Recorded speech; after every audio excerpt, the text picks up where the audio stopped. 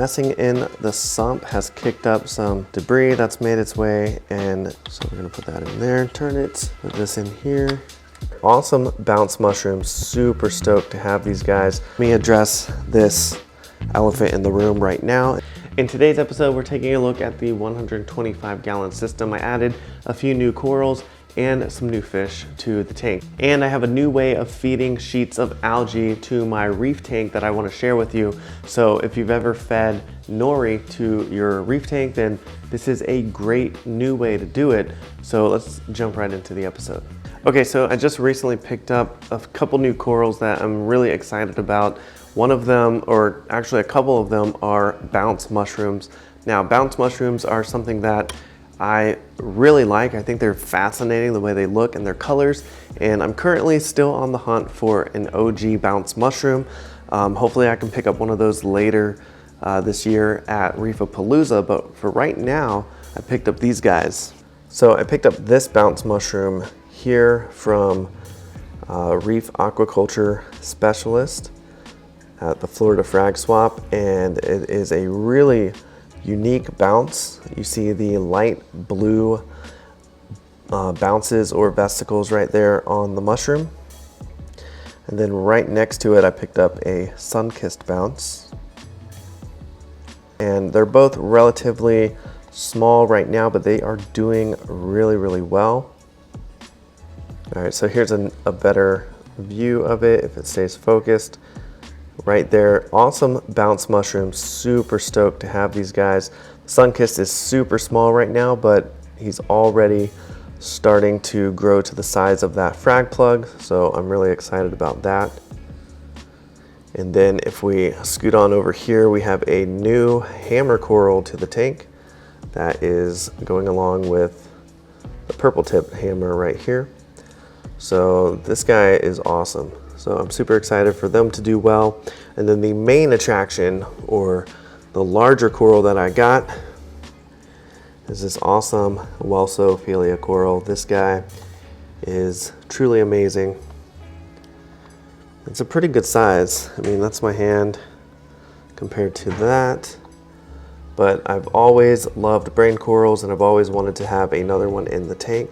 So pick that guy up as well. I did have a red one that was here for a little bit, but it started not doing well, and it declined very, very quickly. So unfortunately, that one is not here anymore. We still have this guy right here. And the Scolemia that I picked up last year is still doing great, and it's on that Scully stand that I got from Printed Reef. So we also got a Midas blenny in the tank. These guys are amazing. If you've been watching the YouTube shorts that I've been putting out, you will have seen the Midas blenny featured in there. Such a beautiful fish, the way that it swims, and the eyes. The eyes are a nice, pretty blue. And if you're thinking about getting a Midas blenny, then definitely check out the video that I made all about Midas blennies. I give you some tips and tricks. And oh, let me address this elephant in the room right now in the tanklimate. Yes, the tanklimate is back in the tank because I caught a rogue bubble tip anemone. Now, from time to time, a bubble tip anemone will venture away from their lovely homes right here. As you can see, this guy right here is already doing that, but the anemone that I have trapped in the tanklimate was making his way on the back wall to the side of the glass near the pumps, and when they get like that, I'll take them out, put them in the tanklimate, and give them away. Whoever wants a bubble tip anemone, they can have it, or I'll take it to one of the local fish stores and see if they want to do a trade-in. So we also got some clove polyps down here and another rock flower anemone. Had them for a little while now. If you caught a prior update video, you will have seen these guys already, but this rock flower right here is gorgeous, and he is doing great in the tank if my camera can focus. But he is doing just fine in the tank. And if you're wondering what that PVC pipe is, this PVC pipe, it was for the Midas blenny up there. I kept him in the tanklimate for a couple days just to make sure he was okay. So I used that in the tanklimate to give him some comfort. But then I put it in the tank to give him his own little home. But of course he decided to use the rock work, like he should, because that's where they like to create their home, in the rocks. But it's in there, it's not hurting anything. So I think there's a mushroom growing inside of it right now. But the Ocellaris clown is doing well. There's the Midas blenny again, and then here's the neon goby coming out to say hi. There he is right there. Awesome little fish. And the 2-spot hawkfish, he is the most aggressive fish in the tank, and also one of the fattest fish in the tank. He eats all the food, as you guys know. And then the Banghai cardinal fish, we got the lyre-tail anthea. So you can see their tail is the shape of a lyre, and if you know what a lyre is, it is an old classical harp instrument that has that same shape, and that's where they get the name lyre tail. Very cool. All right, so here's the yellow tang. The fox face is hiding at the moment because I'm walking around filming. He should come out shortly because it's time to feed some algae. But hold on real quick, let me show you just how big this toadstool leather has gotten. Look how huge he is. This is probably one of my favorite sides of the tank, is just sitting here watching the movement of the toadstool leather and then the movement of the anemones right behind it with the clownfish going in and out. It's just mesmerizing. I just lay here watching the tank at night and it's just incredible. The fuzzy mushrooms here on this rock have exploded and they are looking great. So we got a whole bunch right here on this rock, and some that have even moved down here and here, as well as a few that are gonna start taking over this rock right here. We got a cabbage leather right there, that's really cool, and some polythoas, and we got some clove polyps in the middle of these little tiny clusters of cloves. But the Kenya tree garden's doing really well. The green star polyp is doing well. All of the leathers are doing well. This guy is still, he's like splitting himself here in the back, and he's not getting too much flow where he is right now, but we are gonna fix that in the next, or in another episode. We're gonna fix that with some flow. But we have mushroom corals there, and again, the anemone and this amazing whelso. So the tank is doing really well right now, probably the best that it's been in a while. But now I can see that this guy is looking for some algae. We're gonna get rid of this algae clip. We don't need it anymore. We're gonna get rid of it and we're gonna do something else. Okay, so you know that I love Printed Reef and their reef safe 3D printed products for the Reef Aquarium. And at the top of the episode, I told you that I'm feeding algae sheets to the tank in a whole new way. So today we're gonna try out the Nori feeder from Printed Reef. This is a 100% reef safe 3D printed product, and it has a magnet in the back here. And the way that it works is you put a sheet of algae in here, and this conveniently holds it down. You can see in the back here that you slide this right out, and then you can put your sheet of nori right inside, and then you just slide the screen back on top and you put it in the tank. So a really cool thing that Printed Reef has done is that they have partnered with Bigger Fish. This is nutrition for a happy and healthy reef. So they come with pre-cut seaweed snack sheets that are premium grade nori. So these are half sheets right here that you get in the bag with your Printed Reef product. So all of this comes together with it, and this is a total of 20 sheets of nori. So we're gonna put one in, and you can put it in a few different ways. There's a specific way that you slide it in that makes it pretty easy, but we're gonna slide a sheet of nori in, put it in the tank, and see how the yellow tang and the fox face enjoy it. Okay, so we're gonna get a piece of nori and set this up. I'm gonna show you exactly how to do it. It also comes in two different colors. As far as the screen, you have the neon green and you have the black right here. And what's really neat is it has a groove right here that it just pops right in and will slide right down. So you just slide that in place. And it has an easy removable tab here for you to just take that and you pull that out and it comes right out like that. So pretty easy to put the screen in and take the screen off. Now let's see how it is to put a sheet of nori in there. Now if you notice really close, you have an inner groove right here and then you have the outer groove. The outer groove is where your screen is gonna slide, and then the inner groove is where the nori sheet is gonna slide. So let's go ahead and get out a sheet.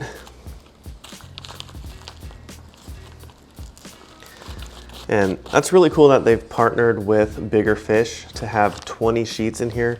This is the perfect snack for tangs, for angelfish, butterfly fish, and a lot of other fish. The neon goby in my tank will destroy a piece of nori. It just swims around and just covers the sheet, chomping away at it. So omnivores are great for nori. So nori is just a great, delicious snack for your reef aquarium.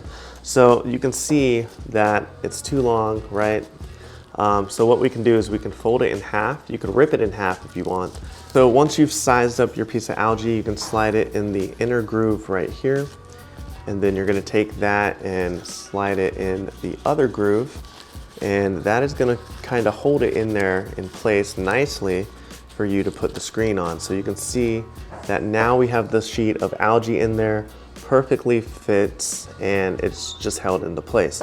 So now you can pick your colors, either green or black.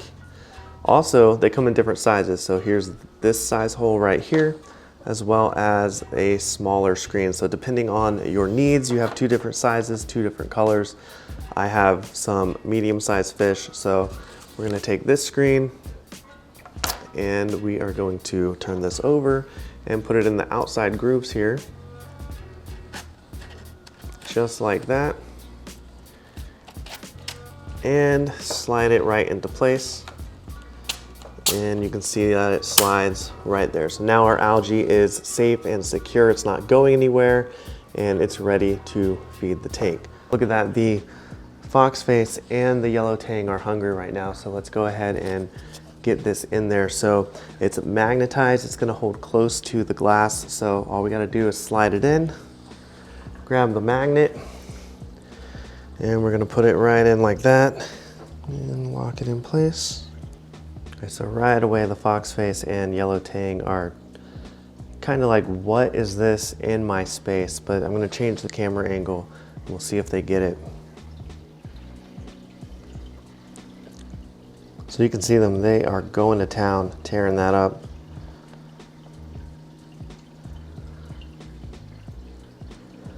So you can see that it is coming through the hole right there. I mean, it's not pulling the entire sheet out, but if that was your concern, they do have the smaller size. And both of them are just going to town on this thing. So let me switch sides again.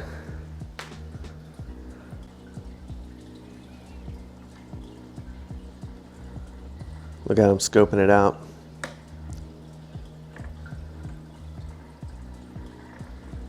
Whoa, he didn't finish that, and then the foxface got it. Crazy fish. All right, so I'm gonna try the smaller screen just to show you guys. Here's a size comparison difference. So you have the smaller screen here versus the larger screen. All the holes are the same size. Let's go ahead and try and slide on the smaller screen.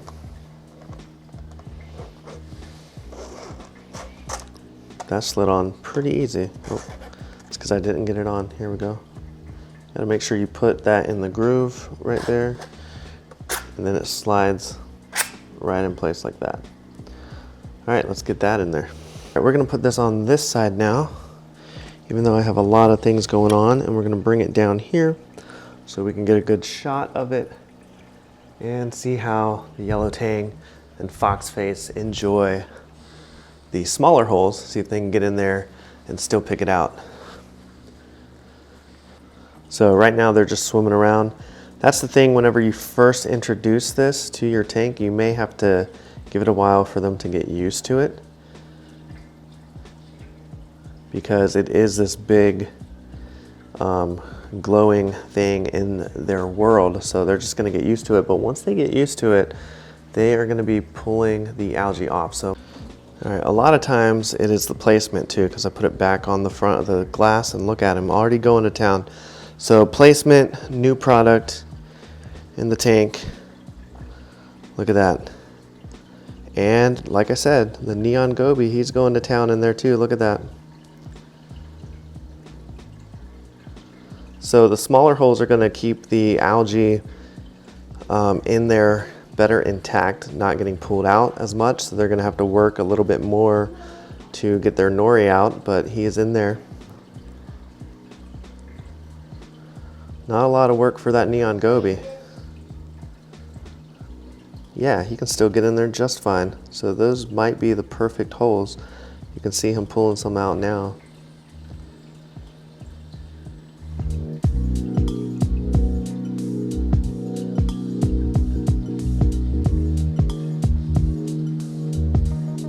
One thing I did want to show you guys down here in the sump is the way that my protein skimmer has been set up for a while now. So we're going to take a look down here, and you can see that it is, well, maybe you can't see, let me see. It's a nice simple sump setup if you guys haven't seen it down here in a while. I have the protein skimmer section, and then I have a refugium section right over here, and then the return back up to the main display. There's a skimmer there, but this is what I wanted to show you down here, is that I have my skimmer cup resting on top of some biomedia, ceramic material or ceramic media down there. And what I want to do is raise that up with a protein skimmer stand. All right, so I picked up a protein skimmer stand as well from Printed Reef. So this should hopefully help raise that skimmer up to the right level. And of course I'm gonna have to make adjustments, but this is the 3D printed bed or stand part of it, or platform I should say.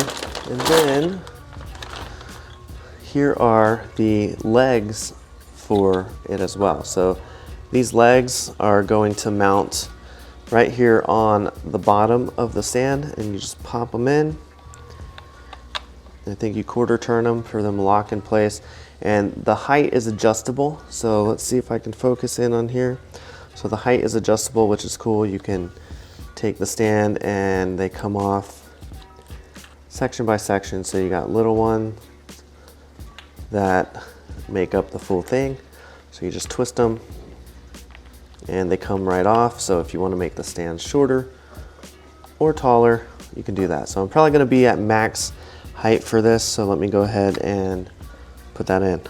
So we're going to put that in there, turn it, put this in here, turn it, put this in here, turn it, put this in here, turn it, don't go too hard, put that in there, and we're going to put that in here. So now we have our stand.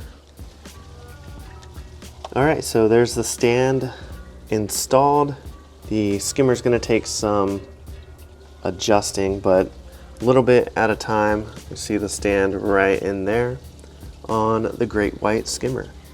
It's been an awesome skimmer, but now I have to readjust it and readjust the stand, but that looks cool as well. All right, so messing in the sump has kicked up some debris that's made its way in the display part, but overall everything in the tank is looking really good and everything is growing and things are getting better. So everything's on the up and up in the reef, and I'm really enjoying this Printed Reef Nori feeder, and as you can see the neon goby is as well, and the yellow tang and foxface. But corals are looking nice, knock on wood. Because again, you guys know every time I say something, something is bound to happen. But that Welso, one of my favorite types of coral is the Welso brain coral. Just absolutely stunning. And this big green toadstool coral is looking fabulous. This thing is amazing. And of course, the anemones. So, yep, that guy's still hanging out in there. I had the wall in there, you might be wondering, because I had a fish acclimating in here for a couple days, the Midas blenny. But yeah, all in all, tank is looking great.